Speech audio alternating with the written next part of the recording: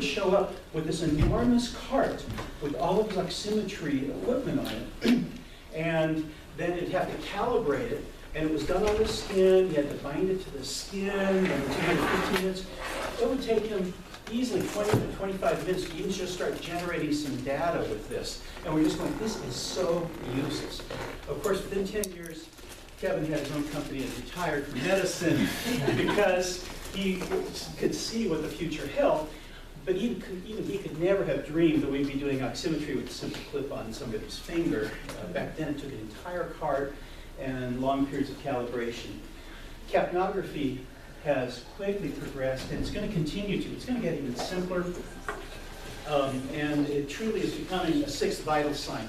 So besides, pulse, respiration, temperature, then there was oximetry, then pain was supposed to be a vital sign, but capnography is definitely going to be regarded as one. In fact, it is already.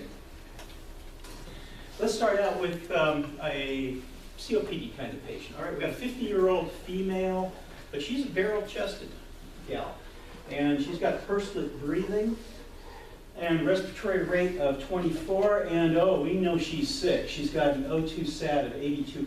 Uh-oh. If you look, her chest x-ray, okay, these are breast shadows you see here, but you see some other white lines, and sorry, this laser pointer is fading up, but you see those curvy white lines in there? Those are called bullae. She's actually got some severe chronic obstructive lung disease such that she's got these little bullae that are forming in her chest. They're like little balloons, actually, where the tissue's broken down. So she's an extreme COPDer. So what is the waveform we're going to look like, okay? What do we call this sort of waveform? Sharp. That's definitely. And look at her end-tidal CO2. It's 55. Why do you get that sharp form? Because she has the hardest time getting the air out of her lungs, okay? Remember, most people with obstructive lung disease, they have an even harder time getting the air out than they do getting it in. So she said, trying to get that CO2 out of there. That CO2 is poisoning her. She's got high concentrations of it coming out at 55. We're going to give her some albuterol. It's not the oxygen that's even going to cure her that much. It's just trying to get her airways opened up. What little reactive airway disease she's got, we're going to try to reverse that. Well, her O2 set doesn't do a whole lot. It goes from 82% to 92%. Well, that's a small victory. We'll take it, right? But take a look at her end-tidal CO2. It goes down to 48. That's not normal. But for her, that's probably as good as she's been for many, many years. And we've got a nice square pattern now to our waveform. That is somebody whose life you probably actually saved. She was on the cusp of starting to truly decompensate and losing what respiratory drive she's got. She was working really hard here.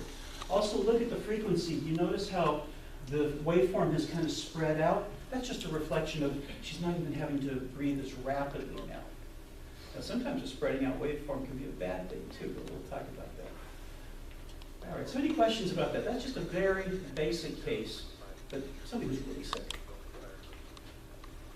All right, we've got a 42-year-old overdose. Anybody recognize what this is at the bedside? Bear hugger. That's right, that's the bear hugger, that's right. So we already know that we've got a bad core temperature. This one's core temperature was 92.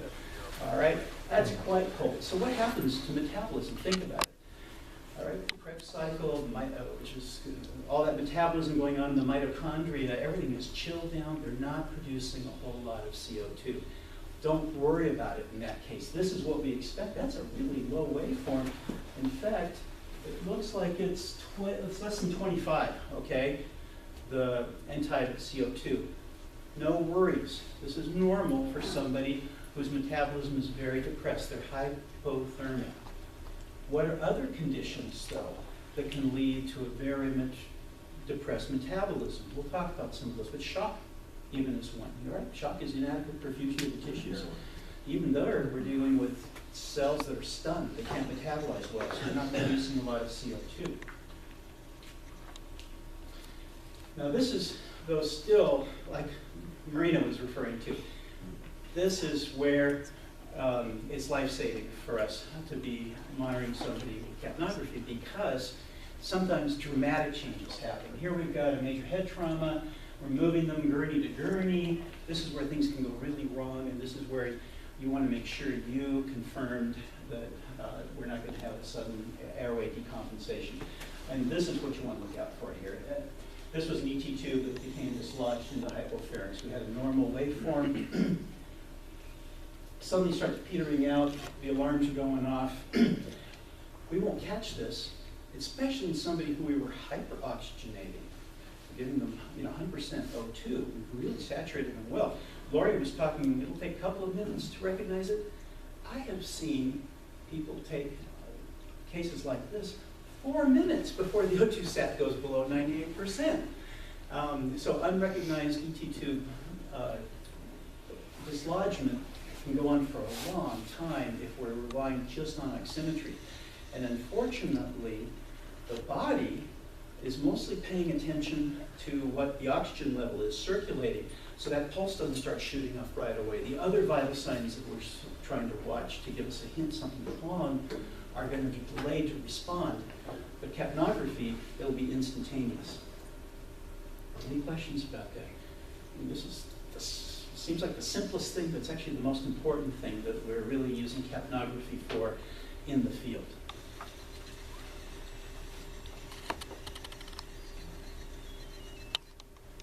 All right. This sweet boy ran out in the street from behind a car after his ball, got hit by a car, and I'll never forget him. I got to see him walking and talking and joking with us many months later. He did very well. It was a horrendous head case. And this is what we're concerned about, though, to recognize, okay, we're oxygenating him just fine. His capnography looks great.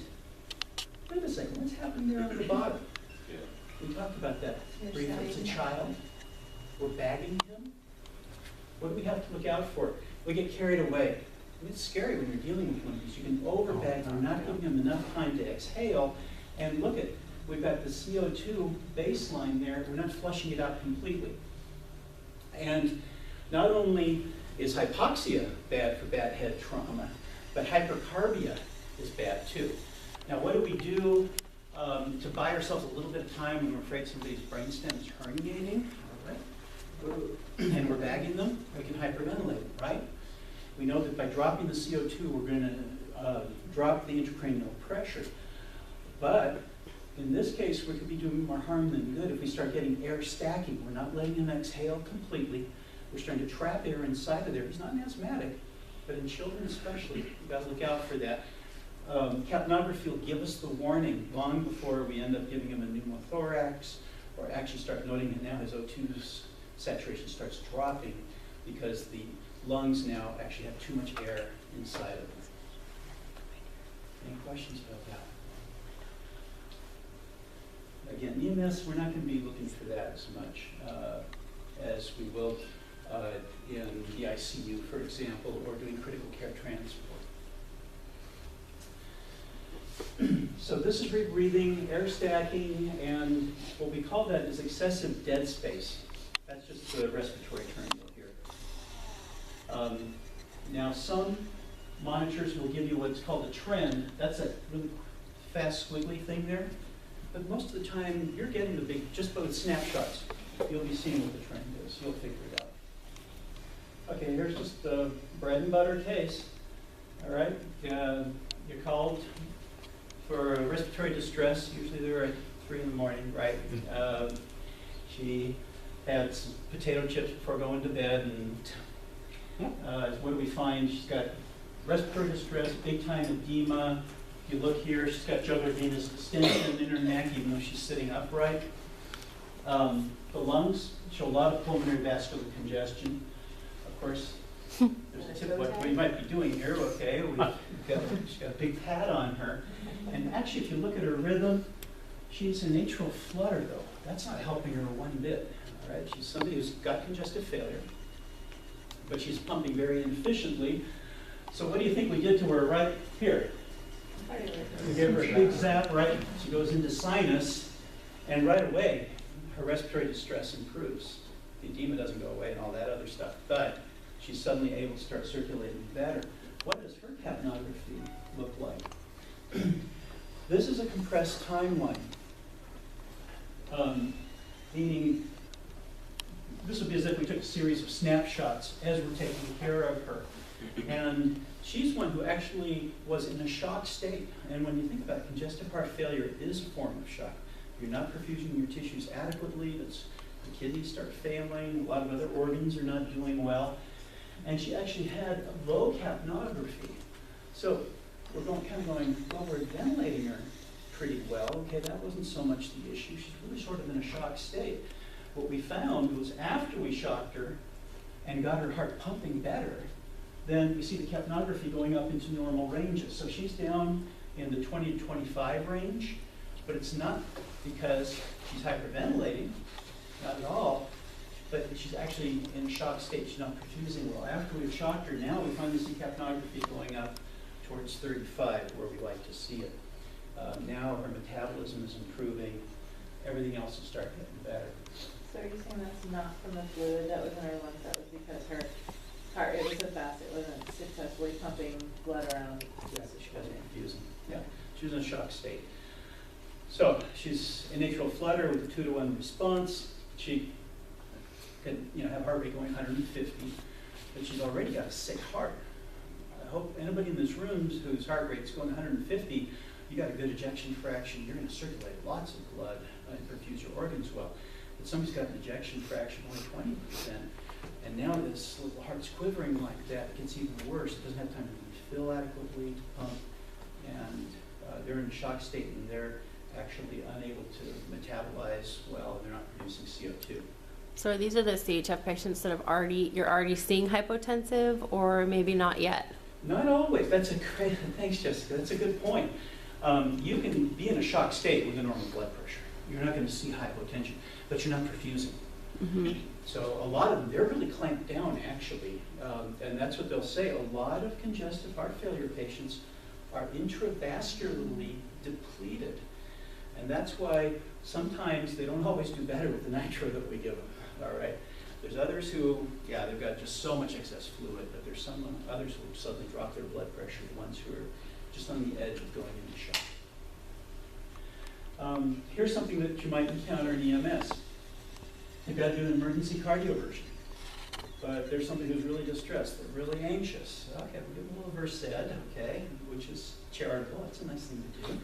We shock them. We shock them, and now suddenly you're going, you're having to bag them, all right? They say, thank you, I needed that, and now that my heart's beating normally, I can even stop breathing too. I've got a little Versed on board, life is good. And you're left holding the bag, right? You're having to bag them. But if you're doing capnography, you'll see this characteristic notch. It's a sign that, they're starting to breathe on their own. They start trying to take a little breath in. So here you are bagging them. They could be even side stream bagging. And you see these little notches starting, good. They're starting to breathe on their own again. This is a little inhalation that they're taking, and that's why suddenly the CO2 level drops. It's an early sign that they're starting to come out of their sedation. We look for this in the ER when we're doing procedural sedation. Okay, this was a lye ingestion in Strider. Suicide attempt.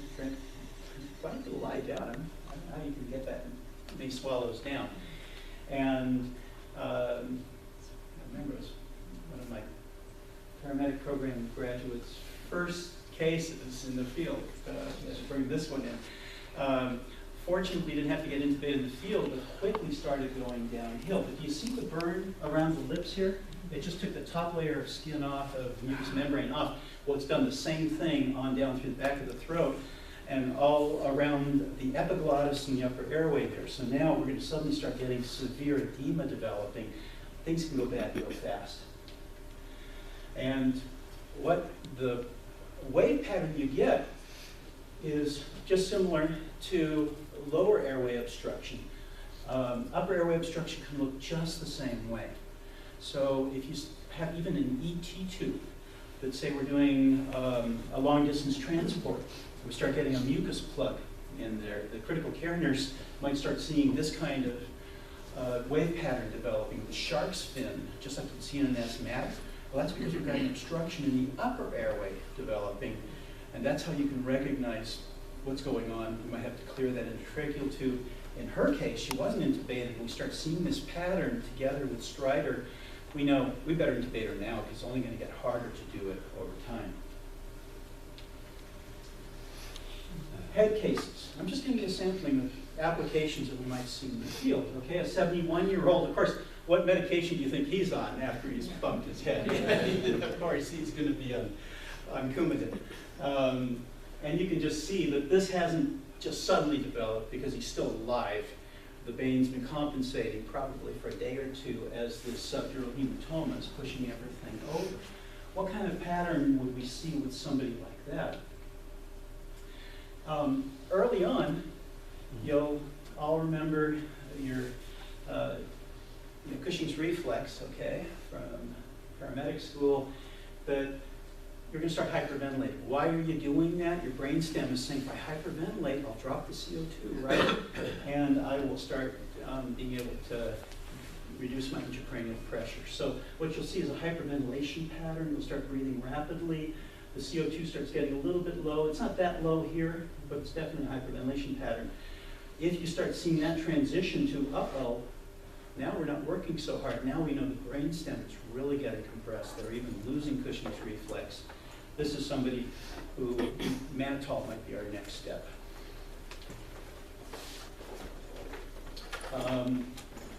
This was, I won't go into the details of the case, but this was an arterial intracranial hemorrhage, a hypertensive bleed.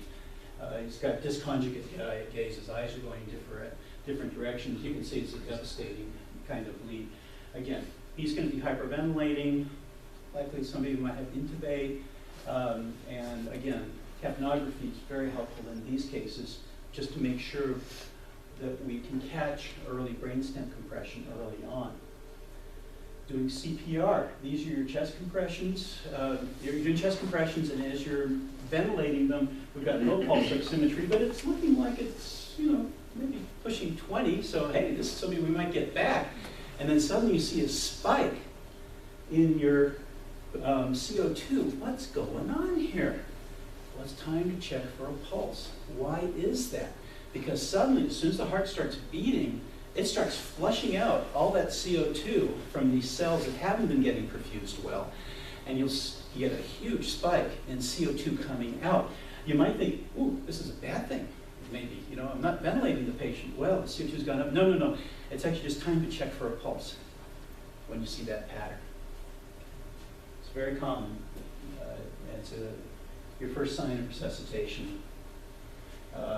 And that's somebody, maybe it's time to turn off the auto pulse. They really appreciate it.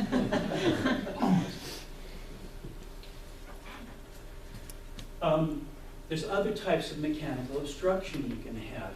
Many of you have had your alcoholic liver disease patients who you've seen have got this huge belly full of fluid. What do we call that? Ascites, yeah. And it can be enormous. He's got spider angiomas there. You'll see these on pregnant ladies, right? Because they've got super high estrogen levels. Well, we all produce estrogen. But if your liver's really diseased, you can't break down the estrogen. So even men now who might have lower estrogen levels, but they don't metabolize it now, they'll get the same spider angiomas as pregnant women. So there's no question what's going on with this guy, and why does he have respiratory distress? Well, his poor diaphragms are shoved up. And what we're seeing is a form of hyperventilation. The CO2 is a little bit lower than it normally would be. You put a catheter in. This was just a little bit of what I drained out of him, of 6 liters. And his capnography, you kind of like go, uh-oh, his CO2 went up. No, actually, it's because he's not having to breathe so rapidly. He was kind of hyperventilating just because his diaphragms were way up here. He had to breathe with his intercostal muscles only. So he's doing rapid, shallow breathing. It's inefficient breathing. It's a form of hyperventilation. It's the only way he could do it. He actually feels a whole lot better. And his capnography approach more just what's a normal pattern. Okay, you're called for a 72-year-old in severe respiratory distress at home. Come in, he's already on home O2, but he looks dusky.